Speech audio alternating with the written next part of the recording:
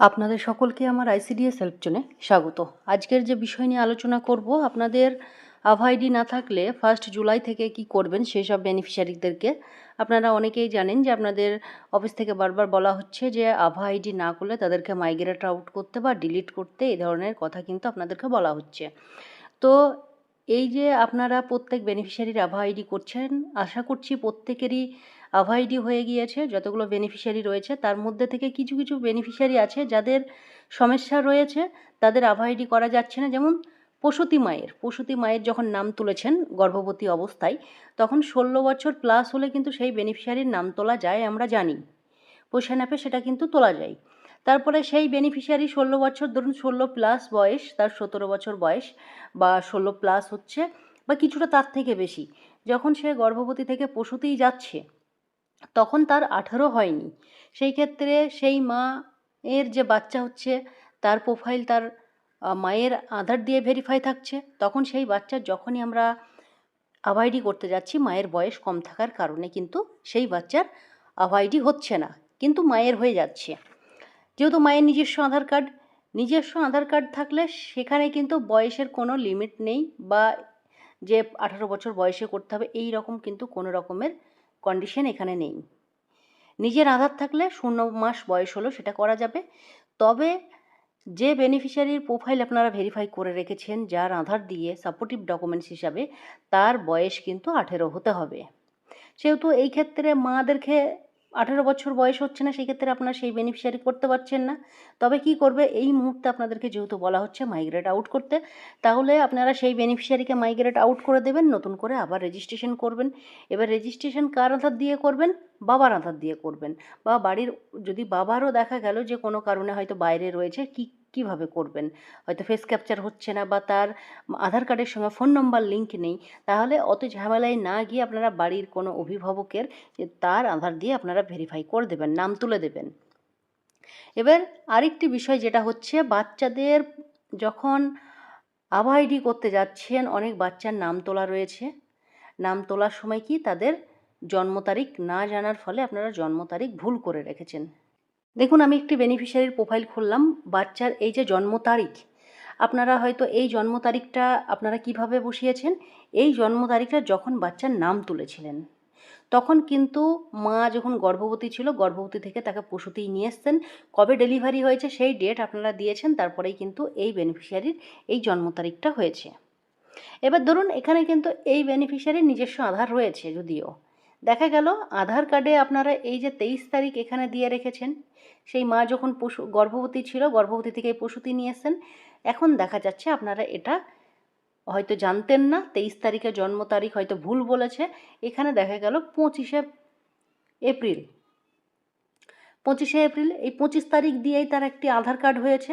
আধার card যখন add করতে যাচ্ছেন তখন কিন্তু আর নিচ্ছে না। তাহলে সেই ক্ষেত্রে আপনারা কি করবেন? এই ক্ষেত্রে আপনারা যেহেতু এই প্রোফাইলটি মায়ের আধার দিয়ে যদি ভেরিফাই রয়েছে, আপনারা বাচ্চার আধার কার্ড অ্যাড করতে যাচ্ছেন, মাইগ্রেট আউট করতে পারেন। মাইগ্রেট আউট করে মায়ের আধার দিয়ে নাম তুলে আবার কিন্তু বাচ্চার আধার আপনারা অ্যাড করতে পারেন। তাছাড়া কোনো হাত নেই, কারণ আপনারা আধার নম্বর, জেন্ডার আর জন্ম তারিখ দুটি জিনিস চেঞ্জ করতে পারবেন না। সেটা হচ্ছে জন্ম তারিখ আর জেন্ডার। এগুলো হচ্ছে আপনারা যখনই গর্ভবতী থেকে প্রসূতি নিয়ে আসছেন তখন কিন্তু যেটা বসিয়েছিলেন সেটাই থাকবে। সেই ক্ষেত্রে এটা লিঙ্গ বা আপনারা জেন্ডারও ভুল করছেন। অনেকেই হয়তো মেলকে ফিমেল করে রাখছেন, ফিমেলকে মেল করে রাখছেন, সেই ক্ষেত্রে সমস্যা হচ্ছে। তো আপনাদেরকে আমি এর আগের ভিডিওতে বলেছি, আপনারা পোষণের কাজটি যখনই নাম তুলবেন, যখন একজন গর্ভবতী মহিলার নাম পোষণে এন্ট্রি করছেন, নিউ রেজিস্ট্রেশন করছেন, তখন কিন্তু যত্ন সহকারে করবেন। তার আধার কার্ডে যেভাবে নাম লেখা রয়েছে, ছোটো হাতের বড় হাতের যেভাবে লেখা রয়েছে, আপনারা সেম টু সেম সেইভাবেই কিন্তু নাম তুলবেন। নিজেদের মন গড়া দিলে কি সমস্যা হতে পারে আপনারা নিশ্চয়ই টের পেয়েছেন। এই যে পোষণ অ্যাপের কাজ আপনাদের কত দূর এগাবে বা কতটা গুরুত্বপূর্ণ হতে চলেছে আপনারা ভালো করেই বুঝতে পারছেন। তো কাজটি যখনই করবেন প্রথম থেকেই ভালোভাবে করবেন, এবং কোনো বেনিফিশিয়ারি অন্য সেন্টারে যেতে চাইলে তাকে এডাব্লিউসি মাইগ্রেশন করার জন্য বলবেন। আপনারাও অন্য কোনো বেনিফিশিয়ারিকে নিতে চাইলে এডাব্লিউসি মাইগ্রেশন করে নেবেন। কোনো বেনিফিশিয়ারিকে নিউ রেজিস্ট্রেশন করতে যাবেন না। আপনারা অনেকেই এই বিষয়টা ভালোভাবে বুঝতে পারেন না, তার ফলে কিন্তু যারা কাজ বোঝে তারা কিন্তু সমস্যায় পড়ে যায়। তো আপনারা এই বিষয়টি মাথায় রাখবেন, রেখেই কিন্তু কাজ করবেন। এবং আপনাদের এমডিএম যে সফটওয়্যার রয়েছে আপনাদের ফোনে ইতিমধ্যেই অনেক প্রজেক্টে হয়তো ইনস্টল হয়ে গিয়েছে, অনেকের জুলাই মাস থেকে শুরু হবে, অনেকের সময় দিয়েছে, তারিখ দিয়েছে আপনাদের কবে করবেন। অনেকেই বলছেন সিম দিলে ভালো হতো।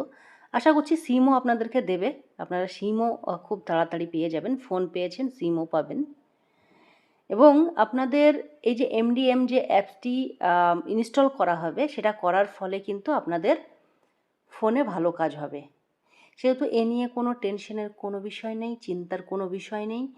আপনারা পোষণ অ্যাপে কাজ করতে গিয়ে দেখেছেন নেটওয়ার্ক ইস্যু, সার্ভার ডাউন থাকে, টেকনিক্যাল ইস্যু হয়, অনেক রকম সমস্যার সম্মুখীন আপনারা হয়েছে এই পর্যন্ত পোষণ অ্যাপের কাজ করতে গিয়ে।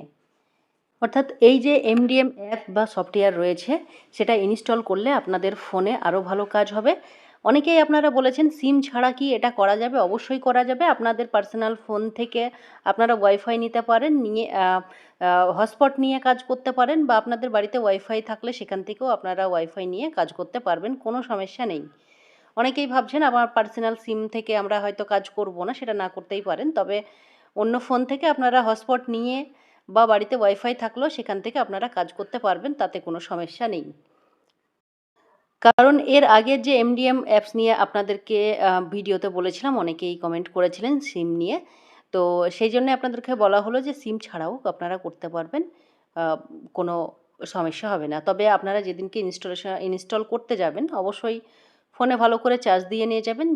তো আশা করছি আপনারা বুঝতে পারছেন 1 জুলাই থেকে আপনাদের কাজ এবং আগামী দিনে আপনাদের যে আইসিডিএসের কাজ, সেই কাজ আরও ভালো হতে চলেছে এবং ভালোভাবে কাজ আপনারা করবেন। এতদিন করে আসছেন অনেকেই আপনারা, যে কাজগুলো ছিল যেমন আভা আইডি, আপার আইডি, এই নিয়ে আপনারা চাপে ছিলেন। তো অনেকের কমপ্লিট হয়েছে, যেগুলো দেখছেন যে সমস্যা রয়েছে তাদের করা যাচ্ছে না, মাইগ্রেট আউট করতে হবে, কিচ্ছু করার নেই।